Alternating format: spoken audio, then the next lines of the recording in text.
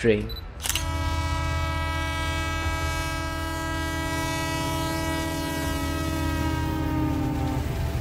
Train শব্দটা শুনলেই সবার আগে মনে পড়ে একটি আনন্দময় ভ্রমণের গল্প। বিশেষ করে অনেক দূরের যাত্রা, জানালা পাশে বসে প্রকৃতি দেখা আর নতুন জায়গায় যাওয়ার উত্তেজনা তো আছে। কিন্তু অনেক সময় আনন্দময় ভ্রমণের বাহক এই ট্রেনই হয়ে ওঠে নীরব ঘাতক।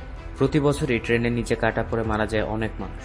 ট্রেনে কাটা পড়ে মৃতের সংখ্যা দিন দিন বাড়ছে। ট্রেন চলার জন্য রয়েছে রেল লাইন, আর ট্রেন তার নিজস্ব পথেই চলে।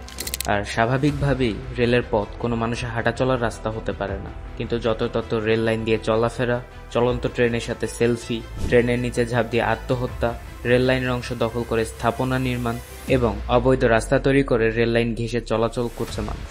এসব কারণেই ট্রেন দুর্ঘটনা বেড়েই চলছে।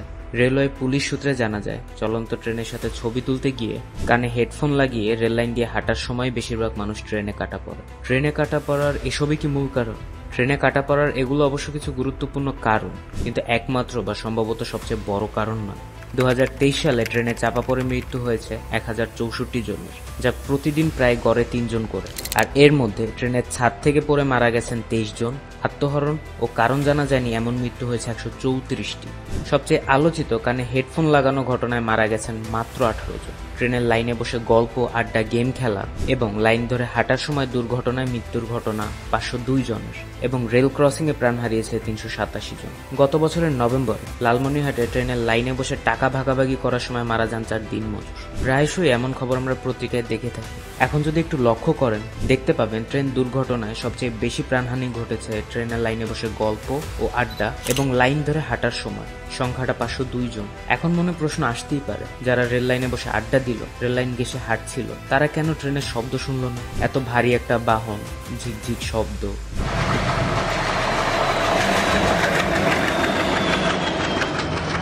হুইসেলের তীব্র আওয়াজ, এত কিছুই কিভাবে তাদের কানে গেল না? আমেরিকার এনবিসি রিপোর্টার জেফ রোশনও একই ধাঁধায় আটকে যান। ধাঁধার উত্তর না পেয়ে ক্যামেরা সমেত একদিন নিজেই চলে যান রেল লাইনে। সামনে ক্যামেরা ও লোকজন নিয়ে নিজে ট্রেন আসার উল্টো দিকে মুখ করে রেল লাইনে দাঁড়িয়ে পড়ে। আর কিছুক্ষণ অপেক্ষার পরে একটি ট্রেন আসে।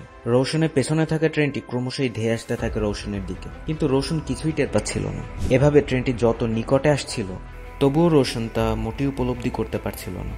অবশেষে একসময় তার পেছনে খুব কাছাকাছি ঘাতকের টের পেয়ে রেললাইন থেকে সরে পড়েন রোশন, আর ট্রেনটি তাকে অতিক্রম করে চলে যায়।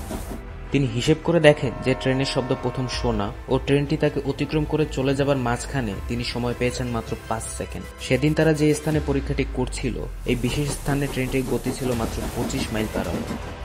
সাধারণত ইউএসএতে গড়ে 70 মাইল পার আওয়ার বেগে ট্রেন চলে। পরবর্তীতে আরও একটি হিসাব করা হলো, যেখানে দেখা গেল যে পরীক্ষা চলাকালীন সেদিন ট্রেনের গতি যদি 70 মাইল পার আওয়ার থাকতো, তাইলে রোশন সরে যাওয়ার জন্য সময় পেতেন মাত্র 2 সেকেন্ড বা তারও কম, অর্থাৎ সরে যাওয়ার জন্য কোনো সুযোগই থাকতো না তার কাছে। আমেরিকান টিভি চ্যানেল এনসিবি অবশেষে স্বীকার করতে বাধ্য হয় যে ট্রেনের শব্দ শোনার ব্যাপারটা এতটা সবল না।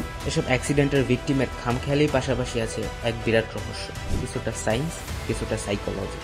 ট্রেনে কাটা পড়ে মারা যাওয়ার ক্ষেত্রে প্রথমেই আমরা ধারণা করে নিই যে ব্যক্তিটি হয়তো ইয়ারফোনে গান শুনছিল অথবা কথা বলছিল, কিন্তু পরিসংখ্যান অনুযায়ী বলা যায় যে দুর্ঘটনায় যত মানুষ মারা যায় তাদের মধ্যে অধিকাংশ জন ইয়ারফোন ব্যবহার করছিল না দুর্ঘটনার সময়। বাস্তবতা হলো, রেল লাইনের উপরে থাকলে ট্রেনের শব্দ শোনা যায় না। বৈজ্ঞানিক ব্যাখ্যা অনুসারে ধাতব মোটা লাইন ট্রেনে কিছুটা শব্দ ভাইব্রেশনের মতো করে খেয়ে ফেলে, তাই লাইনের কাছাকাছি দাঁড়ানো মানুষের কাছে মূল শব্দটা পৌঁছায় না। এছাড়াও আরও কিছু গুরুত্বপূর্ণ বিষয় রয়েছে, যে কারণে রেল লাইনে থাকা মানুষ উপলব্ধিও করতে পারে না যে ট্রেন তাদের কাছাকাছি চলে এসেছে। এই গুরুত্বপূর্ণ বিষয়গুলোর একটি হচ্ছে ইনঅ্যাটেনশনাল ডিফেন্স। স্বাভাবিকভাবেই আমাদের ব্রেইন যখন কোনো একটা বিষয় অনেক ফোকাস থাকে, তখন সে তার আউটসাইডের এনভায়রনমেন্ট থেকে তথ্য ইনপুট নেওয়া অনেকাংশেই কম করে দেয়। এটার একটি উদাহরণ হলো, আমরা যখন কোনো একটা বিষয় নিয়ে গভীর চিন্তা করতে করতে হাঁটি, ওই সময় ওই জায়গা থেকে যেসব ইনফরমেশন ইনপুটগুলো আমাদের ব্রেইনে গ্রহণ করার কথা, সেগুলো তখন আমাদের ব্রেইন আর গ্রহণ করে না। এর সাথে জড়িত রয়েছে আরও একটি কারণ, যাকে বলা হয় ডপলার এফেক্ট।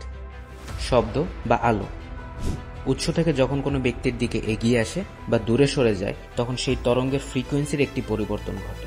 লাইনে থাকা মানুষের দিকে ট্রেন আসার ফ্রিকোয়েন্সি অনেক কম থাকে, যার কারণে শব্দ স্পষ্ট হয় না। তাছাড়াও আধুনিক ট্রেনগুলোর ডিজাইন অনেক বেশি অ্যারোডাইনামিক এফিসিয়েন্ট করা হয়, যে কারণে চলন্ত ট্রেনের বাতাসের সাথে সংঘর্ষ কম হয়। তাই রেল লাইনের পাশে থাকা মানুষ যতটা শব্দ শুনতে পান, লাইনের মাঝে ট্রেনের মুখোমুখি দাঁড়ানো ব্যক্তির কানে সেই শব্দ ততটা যায় না। মনোবিজ্ঞানীরা বলে হেডফোন বা মোবাইল না, বরং মানুষের অতিরিক্ত আত্মবিশ্বাসী ট্রেনে কাটা পড়ে মৃত্যুর অন্যতম কারণ, যাকে বলা হয় সাইকোলজিক্যালি হ্যাবিচুয়েশন কনফিডেন্স। এটা সেই বিরল দুর্ঘটনা যেখানে চালকের দায় শূন্য। ক্রসিংয়ে সিগন্যালম্যানের অবহেলা বাদ দিলে কর্তৃপক্ষ ও সরকারের দায় খুব বেশি নেই। রেললাইন থেকে দুই পাশে 10 ফুট করে মোট 20 ফুট এলাকায় 144 ধারা জারি থাকে। ট্রেন দুর্ঘটনায় সবচেয়ে বড় একটি বিষয় হলো ক্রসিংয়ে গেটম্যান না থাকা। তাই রেললাইনের কাছাকাছি গেলে নিজের কানকে বিশ্বাস না করে চোখকে সচেতন রাখুন, এবং অবশ্যই সিগন্যাল উপেক্ষা করে লাইনের উপর দিয়ে হাঁটাহাঁটি করবেন না। আসুন, দুর্ঘটনা থেকে বাঁচতে আমরা সবাই সচেতন হই এবং সবসময় সতর্ক থাকি। আজকের ভিডিওটি হেল্পফুল মনে হলে প্লিজ ভিডিওটিতে একটি লাইক করে দিন আর শেয়ার করতে পারেন সবার সচেতনতা বৃদ্ধির জন্য। আর চ্যানেলে নতুন হয়ে থাকলে প্লিজ চ্যানেলটা সাবস্ক্রাইব করে ফেলেন। দেখা হচ্ছে নেক্সট ভিডিওতে, ততক্ষণের জন্য টাটা।